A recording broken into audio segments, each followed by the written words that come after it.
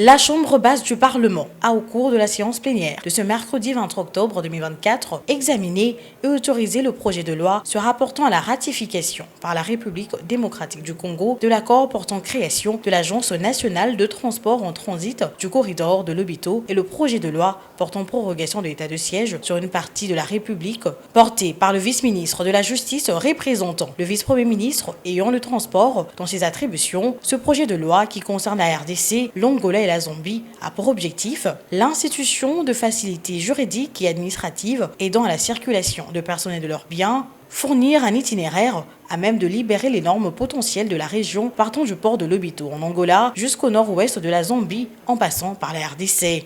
Dans le but de promouvoir la croissance économique et les échanges commerciaux au profit de leurs populations respectives, la République d'Angola, la République démocratique du Congo et la République de la Zambie, étant des pays enclavés, ont décidé d'exploiter un système de transport multimodal en vue de relier les trois États au port en eau profonde de Lobito, appelé également le corridor Lobito. La demande d'autorisation de cette ratification a fait débat au sein de l'hémicycle après les éclaircissements apportés par le vice-ministre de la Justice, Samuel Mbemba, réagissant aux diverses interventions des élus nationaux. La ratification a été autorisée par la plénière. Tableau similaire pour l'examen du projet de loi portant prorogation de l'état de siège au Nord Kivu et en Ituri, instauré depuis plus de 3 ans déjà. Nous allons voter une global des projets qui sont pour, merci, qui sont contre, qui s'abstiennent. Merci. Le projet de loi portant prorogation de l'état de siège sur une partie du territoire est adopté.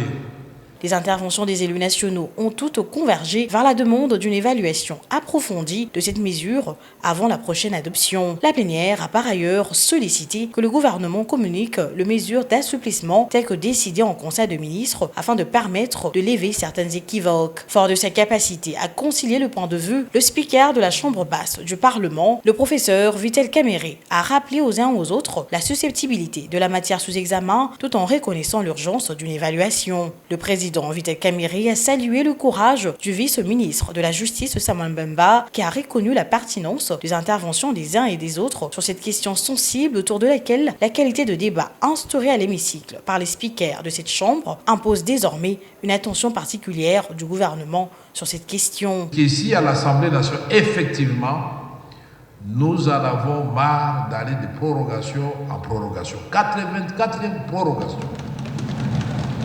Pourquoi nous disons cela? Parce que vous-même au Conseil des ministres, il y a 10 jours ou 12 jours, vous avez dit que vous avez adopté des mesures d'assouplissement de l'état de siège. Mais pendant 10 jours, qu'est-ce que vous attendez pour communiquer cela à la Chambre basse? C'est pour qu'on calme quand même nos populations que quelque chose est en train de se faire. Parfois, la gens s'en prennent au président de la République, alors que la gestion au quotidien du pays, c'est le gouvernement. Qu'au niveau de l'Assemblée nationale, les députés demandent effectivement qu'il y ait une évaluation en présence des gouverneurs militaires, du vice-premier ministre de la Défense, puis de qui dépendent, du vice-premier ministre de l'Intérieur et des ministres d'État de la Justice. Il faut souligner qu'au cours de cette plénière, le président de l'Assemblée nationale, le professeur Vital Kamerhe, a levé l'équivoque sur le dossier 513 députés rémunérés par le budget de l'État qui a fait la chronique sur les réseaux sociaux. Un chiffre fait la une. 513 députés. Oh mon Dieu. Il y a 500 députés.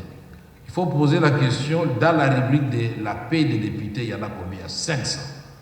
Maintenant, cette institution, tout comme le gouvernement, tout comme la présidence de la République, a des présidents honoraires. C'est la loi portant statut des anciens présidents de chambre. En ce qui me concerne, j'étais ancien, j'ai bénéficié, c'est des montants modiques. Mais depuis que je suis rentré, j'ai demandé que dans les budgets, on m'enlève, puisque je suis de nouveau président, je ne suis plus honoraire. Après cette prorogation de l'état de siège pour la 87e fois, l'heure est maintenant à l'évaluation de cette mesure, une nouvelle voie sur laquelle la plénière a décidé de s'élancer.